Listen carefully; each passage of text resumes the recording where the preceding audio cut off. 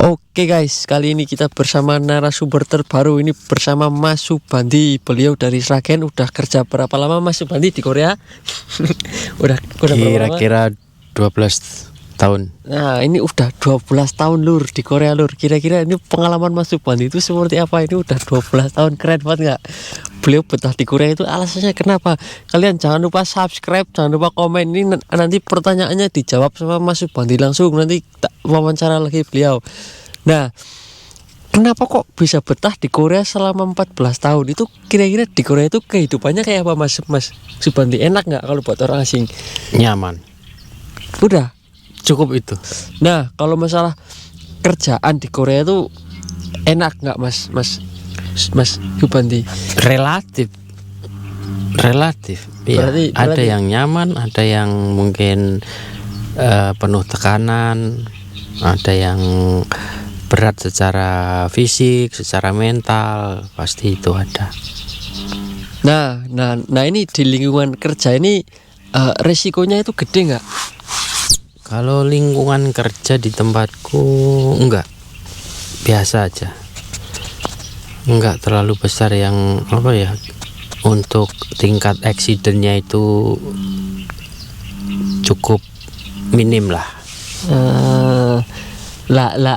Ini kok kenapa kok bisa selama 13 tahun tuh betah di satu perusahaan? Itu alasannya kenapa Mas Subandi? Nyaman lagi, kembali ke nyaman. Karena apa ya, kalau menurut aku nggak mau untuk termasuk bersosialisasi baru, ketemu orang baru, ketemu lingkungan baru, itu menurut aku males aja gitu. Udah nyaman dengan orang-orang yang sekarang itu kan, kita udah tahu karakternya satu dan lainnya, terus pekerjaan juga sudah cukup menguasai, ya buat apa lagi, terutama yang untuk masalah salary ya, pendapatan itu menurut aku sudah lebih dari cukup. Wow, ini pengalaman kerja 13 tahun ya lur ya. Jadi nggak kaleng-kaleng, ini udah sangat akurat ini lur. Jadi kalau misal nanti tempat kerjanya pindah itu biasanya sering ada dramanya ya Mas Subandi ya? Oh iya, pasti. Nggak itu dramanya tuh nggak mungkin dari orang sesama orang kita atau sama orang lain tuh pasti ada dramanya. Itu biasanya kenapa? Ya karena kita menyesuaikan dengan lingkungan baru, dengan karakter orang yang belum kita kenal, belum saling kenal, itu kan biasanya akan menimbulkan konflik kalau kita belum bisa menyadari satu sama lainnya. Oh, nah ini di Korea ya lur ya. Itu kalau kita merantau ya lur, kita ngerantau tuh nggak lepas dari konflik.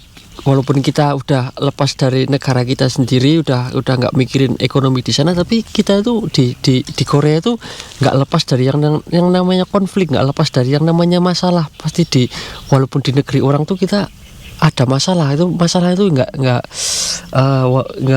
kayak sesama PMI gitu, sesama pekerja, kayak sama orang rumah itu pasti ada masalah. Nah ini cita-citanya kalau misal di Korea udah purna ini mau ngapain Mas Subandi? Kalau misal udah pulang itu rencananya mau ngapain? Masih dalam zona nyaman, jadi belum pengen pulang ya. Zona saya terlalu nyaman, jadi saya entahlah nanti besok mau gimana. Kenapa? Mungkin saya termasuk orang yang dibilang kurang planning mungkin ya. Tapi ya untuk sekarang ya jalani aja lah apa yang ada sekarang. Nah ini berarti udah kerja 12 tahun, ini masih mau nambah lagi, berarti pasti ini ada alasan tertentu yang kita nggak tahu. Jadi ya ini mungkin masalah pribadi dari Mas Subandi. Nah ini kadang tuh misalkan kita kan susah dapat cuti ya, kalau mau sama kampung halaman itu kadang kangen nggak Mas Subandi? Nggak ada orang yang nggak kangen dengan kampung halaman, kampung kelahiran. Pasti semuanya akan merasa kangen. Apalagi kalau orang tua, keluarga masih ada, pasti setiap saat pasti kita akan bisa merasakan hal semacam itu untuk bisa berkumpul dengan orang tua, dengan keluarga.